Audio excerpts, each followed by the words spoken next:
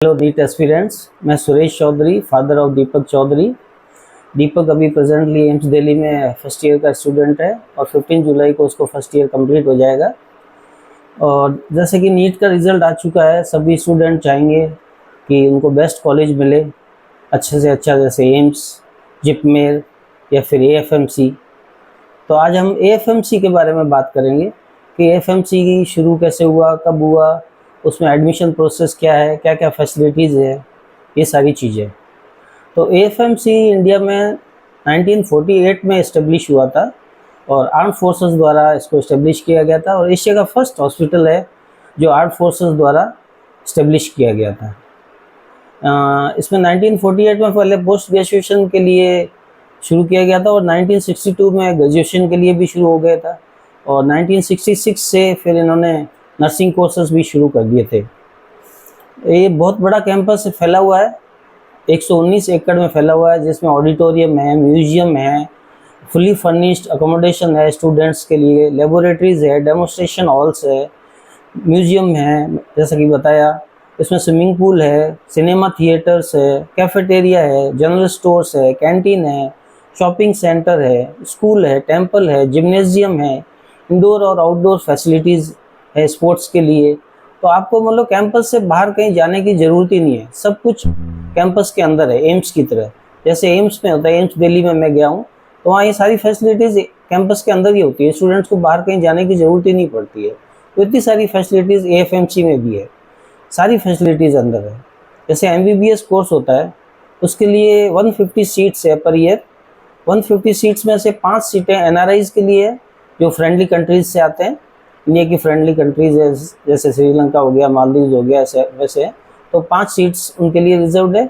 145 seats जो है वो इंडियन सिटीज़न के लिए है। 145 में से 115 सीट्स बॉयज़ के लिए है और 30 सीट्स जो है वो गर्ल्स के लिए है। 10 सीट्स रिजर्व्ड है SC ST के लिए। उसके बाद एलिजिबिलिटी ये है कि अनमैरिड होना चाहिए और कोर्स के दौरान भी आप शादी नहीं कर सकते, परमिटेड नहीं है शादी करना। और 17 एज है 17 years to 24 years age limit है।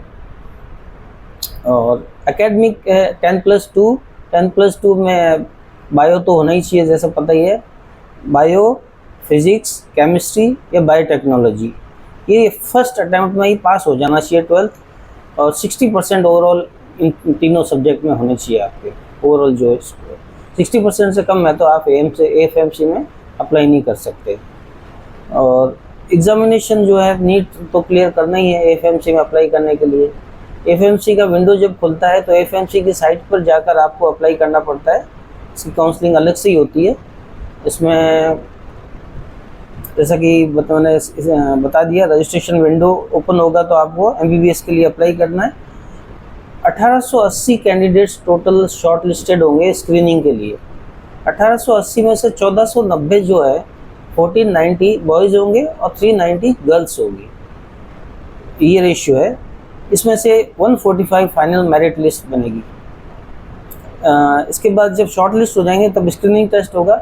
स्क्रीनिंग टेस्ट में TOELR होगा, test of English language and reasoning होगा, और मेडिकल भी होगा, और एक साइकोलॉजिकल टेस्ट होगा, साइकोलॉजिकल असेसमेंट टेस्ट, पैट बोलते हैं उसको। ये क्वालिफाइंग टेस्ट है, इसमें मार्क्स फाइनल मेरिट लिस्ट में नहीं जोड़ेंगे पर TOELR के मार्क्स फाइनल में जोड़ेंगे। TOELR एक कंप्यूटर बेस्ड टेस्ट है, इसमें 40 क्वेश्चंस होंगे, 2 मार्क्स ईच क्वेश्चन के होंगे और नेगेटिव मार्किंग भी है, 0.5 नेगेटिव मार्किंग है। ये आधे घंटे का पेपर होता है और इसके मार्क्स फाइनल मेरिट लिस्ट में जोड़ेंगे। और इंटरव्यू भी होगा, 50 मार्क्स का इंटरव्यू होगा, उसके मार्क्स भी फाइनल मेरिट लिस्ट में जुड़ेंगे।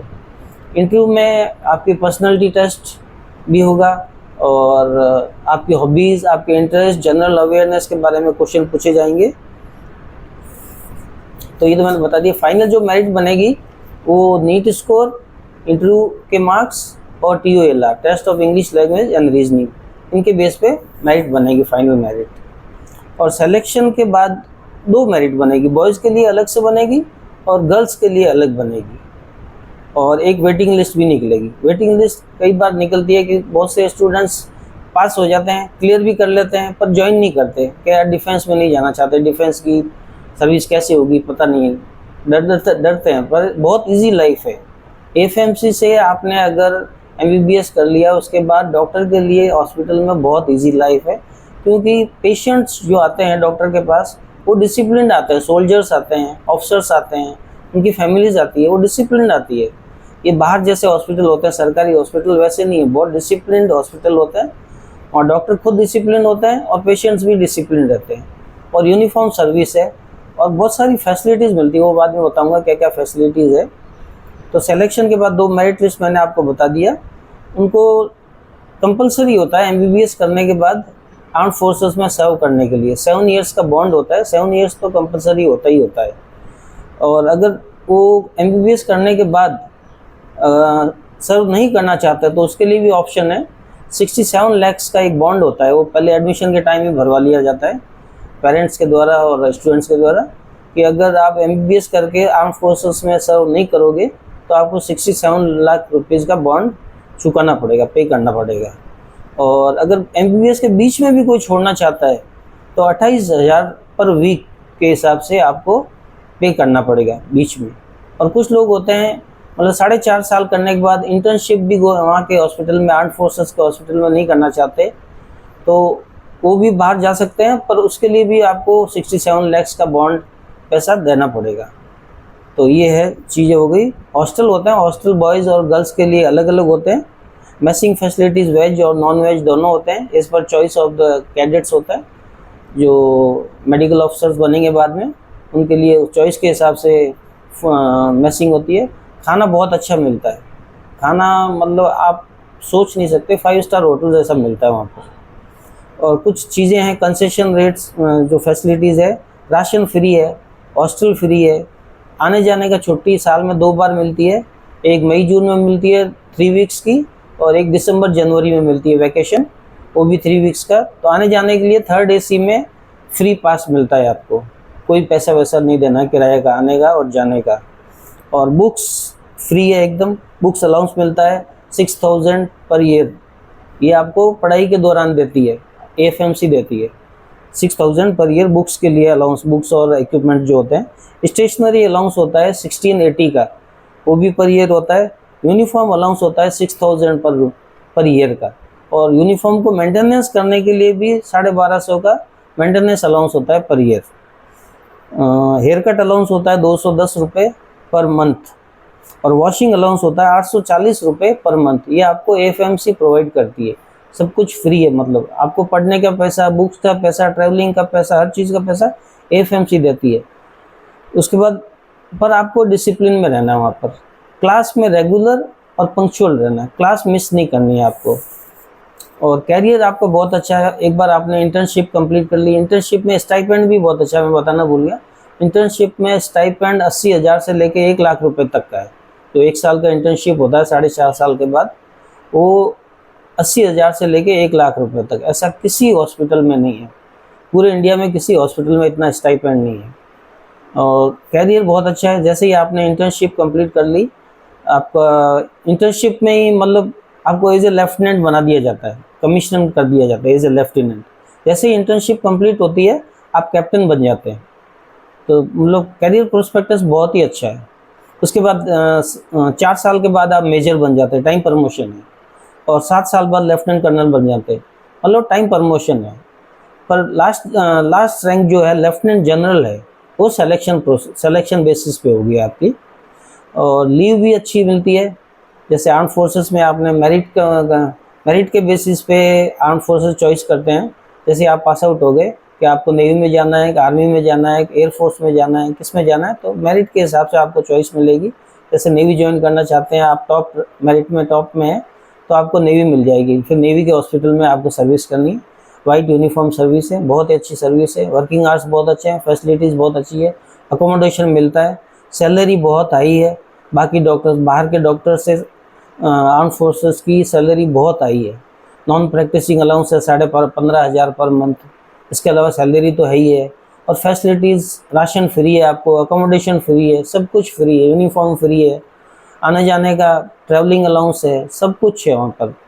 और साल में 2 बार लीव मिलती है, 60 डेज़ का एनुअल लीव मिलती है और 20 डेज़ का कैजुअल लीव मिलती है, और स्टडी लीव भी मिलती है 3 साल तक की।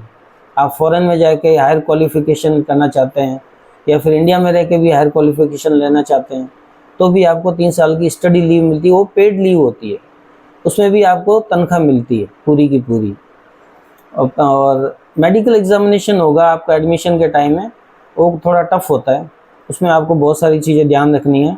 कोई भी डिफॉर्मिटी शरीर में नहीं होनी चाहिए, स्पीच आपका एकदम सही होना चाहिए, हकलाना नहीं चाहिए, और कोई भी टीबी का साइन नहीं होना चाहिए शरीर में।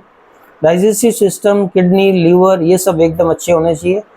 खाली पेट का एब्डोमेन का यूएसजी किया जाएगा आपका।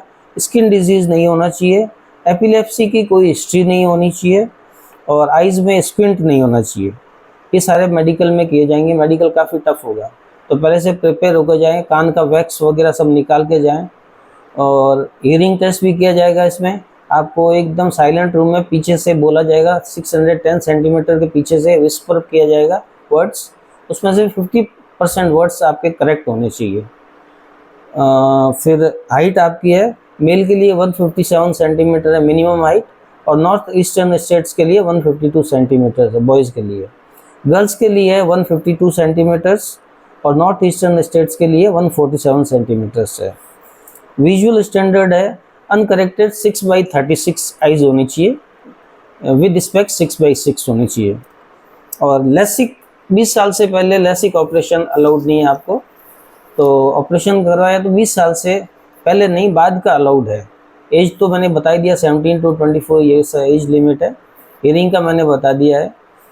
अब कुछ लोग पूछते हैं कि प्रिपरेशन एफएमसी इंटरव्यू और मेडिकल्स के लिए क्या प्रिपरेशन करके जाना है आपको, तो आपको ईयर में वैक्स जो है वो एकदम क्लियर रहना चाहिए। वेट आपका आप ज़्यादा है बॉडी मास इंडेक्स से 27 होना चाहिए, तो वेट रिड्यूस करके जाना है। एम्प्टी डे, सेकंड डे आपको एम्प्टी स्टोमक जाना है।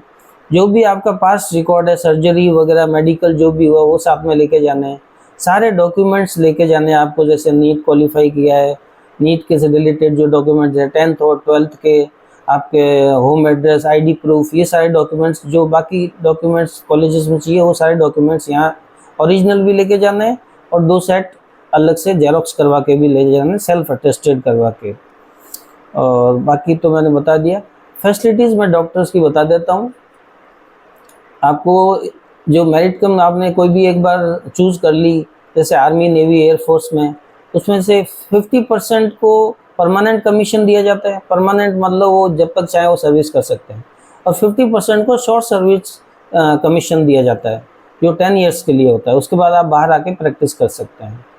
लाइफ बहुत अच्छी है, और जो वर्किंग आवर्स है वो 7 to 1 है।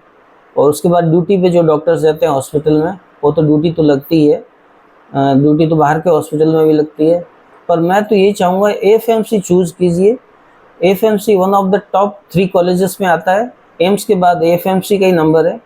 बहुत ही अच्छी लाइफ है, क्योंकि मैं खुद फौज से रिटायर्ड हूँ, मैं जानता हूँ बहुत अच्छी लाइफ है, बहुत अच्छी सैलरी है, बहुत अच्छे प्रिविलेजेस है, फैमिली के लिए भी बहुत ही अच्छी है।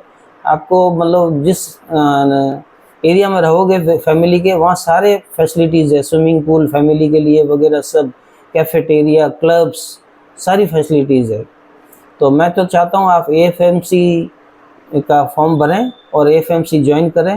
एएफएमसी बहुत अच्छी है, आप देश की सेवा भी करेंगे, और साथ में सैलरी भी बहुत अच्छी है, सैलरी पैकेज भी बहुत अच्छा है, और रिस्पेक्ट बहुत है आपकी वहाँ पर। एक बार आपने आर्म फोर्सेस ज्वाइन कर ली तो आपकी होम टाउन में भी रिस्पेक्ट अच्छी होगी, और वहाँ पर भी सोल्जर्स आपकी बहुत ही अच्छी रिस्पेक्ट करते हैं। तो इतना ही है एएफएमसी के बारे में। एएफएमसी के बारे में और कोई भी जानकारी चाहिए तो आप कमेंट में पूछ सकते हैं। इसके अलावा जो मैंने शेयर की उसके अलावा तो आप कमेंट में डाल के पूछ सकते हैं। और बाकी एम्स तो है ही, एम्स दिल्ली तो टॉप है ही, पर सेकंड नंबर ऑप्शन मेरा एएफएमसी ही है। तो बच्चों से यही चाहूँगा कि एएफएमसी ज्वाइन करें। थैंक यू, जय हिंद।